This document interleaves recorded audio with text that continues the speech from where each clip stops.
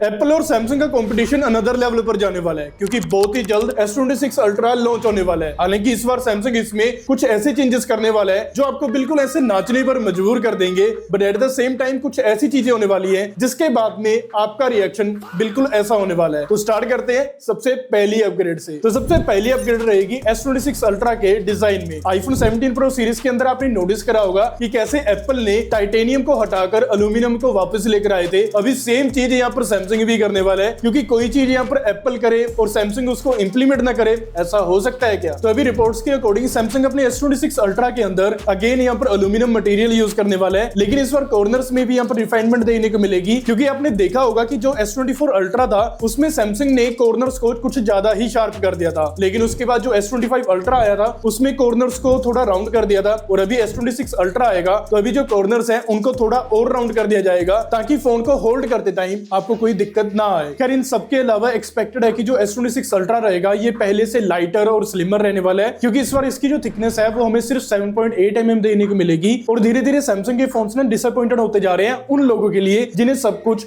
Thick पसंद है। खैर इसके अलावा फ्रंट में हमें काफी स्ट्रॉन्ग गोरिल्ला ग्लास की यहाँ पर सपोर्ट देखने को मिलेगी, और रिपोर्ट्स के अकॉर्डिंग ना ये इतनी ज्यादा स्ट्रॉन्ग रहेगी कि आपको कोई एक्सटर्नल डिस्प्ले प्रोटेक्टर की जरूरत नहीं पड़ेगी। हालांकि ब्रांड्स तो ऐसे ही बहुत कुछ बोलते हैं, लेकिन मैं सजेस्ट करूंगा कि आप एक अच्छा सा डिस्प्ले प्रोटेक्टर जरूर बाय कर लेना। लेकिन इसके अलावा डिजाइन या फिर डिस्प्ले वाइज अगर हमें सबसे बड़ी अपग्रेड देखने को मिलेगी ना, देन वो यहाँ पर रहने वाली है इसके डिस्प्ले पैनल टाइप में। तो यहाँ पर हमें सैमसंग की ही बनाई हुई M14 OLED डिस्प्ले पैनल देखने को मिलेगा, जिसमें ऑफ कोर्स यहाँ पर हमें एंटी रिफ्लेक्टिव कोटिंग तो जरूर देखने को मिलेगी, लेकिन इसके बाद भी यहाँ पर दो तीन चीजें रहने वाली है। सबसे पहले तो यहाँ पर M14 OLED पैनल होने के कारण ये प्रीवियस जनरेशन से ज्यादा एफिशिएंट रहेगा, मतलब कि ये पहले के मुकाबले में कम बैटरी कंज्यूम करेगा, और ऊपर से ये ना COE डिस्प्ले पैनल रहने वाला है। और अभी यहाँ पर COE पैनल होने के कारण जो ब्राइटनेस नंबर्स है ना वो ऑटोमेटिकली हायर हो जाते हैं, और कलर एक्यूरेसी भी पहले से ज्यादा बेटर हो जाती है। हालांकि ये जो सेम पैनल है ये हमें Z Fold 7 में ऑलरेडी देखने को मिल चुका है, और अभी हमें एक नॉन फोल्डिंग डिवाइस के अंदर भी ये देखने को मिलेगा। इसके अलावा डिस्प्ले वाइज सैमसंग फाइनली एक काफी बड़ी प्रॉब्लम सॉल्व करने वाला है जो कि सदियों से पेंडिंग थी। खैर हम लोग एप्पल को तो काफी क्रिटिसाइज करते हैं क्योंकि वो अपने आईफोन्स में अभी भी 60 हर्ट्ज का पैनल प्रोवाइड करते हैं, लेकिन सैमसंग को किसी ने नहीं बोला है कि वो अपने सबसे ज्यादा हाई एंड डिवाइसेस में अभी भी 8-बिट पैनल ही प्रोवाइड करते हैं। अभी अगर आप 8-बिट और 10-बिट वाला जो पैनल है साइड बाय साइड देखोगे ना, देन आप क्लियरली देखोगे कि जो 8-बिट वाला जो पैनल है उसमें कलर्स बेंड हो रहे हैं, और वहीं जो 10-बिट है उसमें ऐसे इश्यूज नहीं है। लेकिन फाइनली सैमसंग अभी S26 अल्ट्रा के अंदर 10-बिट का पैनल प्रोवाइड करने वाला है। हालांकि यहाँ पर ना एक नया हमें प्राइवेसी मोड भी देखने को मिलेगा जो कि सैमसंग ने ऑलरेडी टीज करना स्टार्ट भी कर दिया है। लेकिन अभी इससे क्या होगा ना कि अगर आप कहीं पर बैठकर फोन यूज कर रहे हो और अगर आपके साथ में कोई बंदा बैठा है, देन वो आपके फोन में झांक कर ये नहीं पता लगा पाएगा कि आप कौन सी वेबसाइट पर स्टडी मटेरियल देख रहे हैं। खैर ये जो फीचर है ना ये एक्सपेक्टेड है कि सैमसंग अभी S26 सीरीज में एक्सक्लूसिव रखेगा, लेकिन मुझे लगता है कि धीरे धीरे सैमसंग इसे बाकी के फोन्स में भी प्रोवाइड करना शुरू कर देगा, जो कि मैंने ऑलरेडी नीचे टैग कर रखे हैं। और हाँ, आगे और भी वैल्यू मिलने वाली है तो सब्सक्राइब जरूर कर देना। अभी अगर देखा जाए जो आईफोन 17 सीरीज थी ना, ये हार्डवेयर वाइज काफी सॉलिड सीरीज थी, क्योंकि जो परफॉर्मेंस थी इसमें वो काफी नेक्स्ट लेवल देखने को मिली थी। लेकिन वहीं पर जो S26 अल्ट्रा रहने वाला है ना, ये परफॉर्मेंस वाइज बिल्कुल भी पीछे नहीं रहने वाला है, क्योंकि इसमें हमें Qualcomm Snapdragon 8 Elite Gen 5 और Galaxy प्रोसेसर देखने को मिलेगा। अभी ये जो वेरिएंट रहने वाला है ना, ये स्पेसिफिकली Galaxy डिवाइसेस के लिए ऑप्टिमाइज करा जाएगा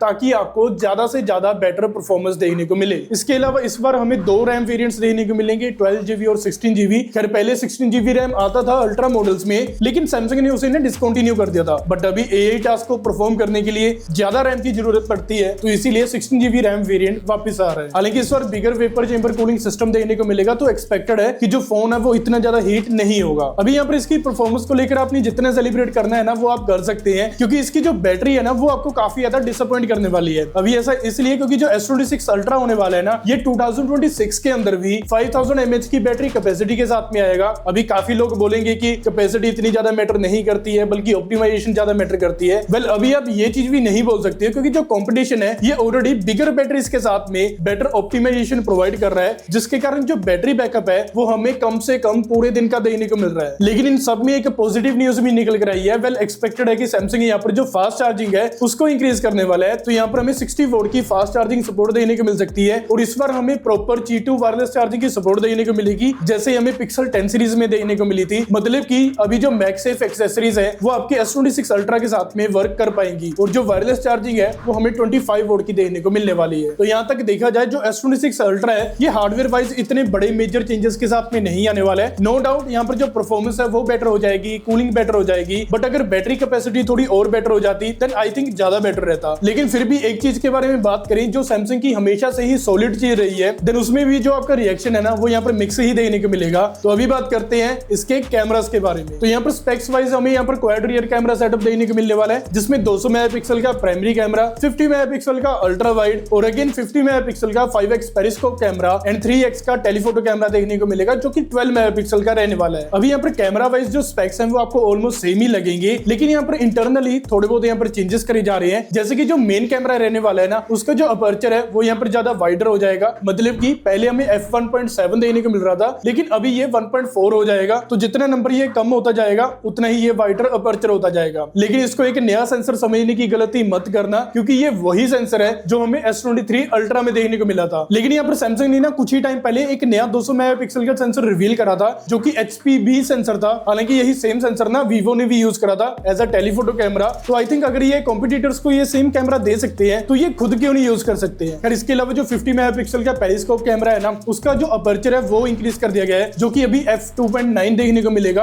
और इसके अलावा कोई मेजर चेंजेस आपको नहीं देखने को मिलने वाले। इसके अलावा फीचर्स वाइज यहाँ पर हमें एक 24 मेगापिक्सल का एक नया मोड देखने को मिलेगा। हालांकि ये S25 अल्ट्रा में भी देखने को मिलता है बट उसमें ये फीचर ना सिर्फ एक्सपर्ट रो में ही आप यूज कर सकते हो, लेकिन आप इसको कैमरा ऐप के अंदर भी यूज कर सकते हो बट आपको ये पहले इनेबल करना पड़ेगा। लेकिन अभी मैं आपको ना एक काफी इंटरेस्टिंग चीज बताता हूँ जो आपको काफी फनी भी लगने वाली है। वेल आपने आईफोन्स के अंदर ये यूजलेस कैमरा बटन तो देखे ही होगा। वेल एक टाइम पर सैमसंग ने भी कंसीडर करा था इस फीचर को कॉपी करने का और ये फीचर ना हमें S26 सीरीज के अंदर देखने को मिल सकता था, लेकिन फाइनल में जाकर सैमसंग ने इसको कैंसिल कर दिया। अभी ये क्लियर नहीं है कि सैमसंग ने ऐसा क्यों करा बट शुक्र है कि सैमसंग ने ऐसा फीचर कॉपी नहीं करा है। तो कैमरा के बारे में आपको इतनी सारी चीजें जानकर आपको इतना तो पता चल ही गया होगा कि कैमरा वाइज हमें कोई मेजर यहाँ पर चेंजेस नहीं देखने को मिलने वाले हैं। बस अभी यहाँ पर एक चीज है कि सैमसंग यहाँ पर सॉफ्टवेयर पर काम करे और जो पोस्ट प्रोसेसिंग है उसको थोड़ा और बेटर कर दे ताकि जो S26 अल्ट्रा है उसकी फोटोज S25 अल्ट्रा के मुकाबले में थोड़ी बहुत यहाँ पर बेटर देखने को मिले। हालांकि अगर सॉफ्टवेयर के बारे में बात कर ही रहे हैं तो जो S26 सीरीज रहेगी ना ये हमें out of the box One UI 8.5 के साथ में देखने को मिलेगी जिसके अंदर हमें कई सारे फीचर्स और कस्टमाइजेशन देखने को मिलने वाली है और कुछ यहाँ पर हमें नए AI फीचर्स भी देखने को मिल सकते हैं। पर मैं आपको यहाँ पर सजेस्ट करूंगा कि आप अगर S26 सीरीज को बाय करना चाहते हैं ना तो इसको अवॉइड करके अगर आप S25 सीरीज बाय कर लेते हो देन वो यहाँ पर एक स्मार्ट चॉइस रहेगी क्योंकि एक तो S25 सीरीज का प्राइस जो है वो ऑलरेडी ड्रॉप भी हो चुका है और उनको मैंने ऑलरेडी वीडियो में टैग भी कर रखा है जहां से आप क्लिक करके डायरेक्टली बाय भी कर सकते हो। लेकिन वहीं पर जो S26 सीरीज आएगी ना इनके जो प्राइसेस है ये पहले के मुकाबले में ज्यादा देखने को मिल सकती हैं। अभी इसके पीछे का जो रीजन है ना वो यहाँ पर हमें सेम ही देखने को मिलेगा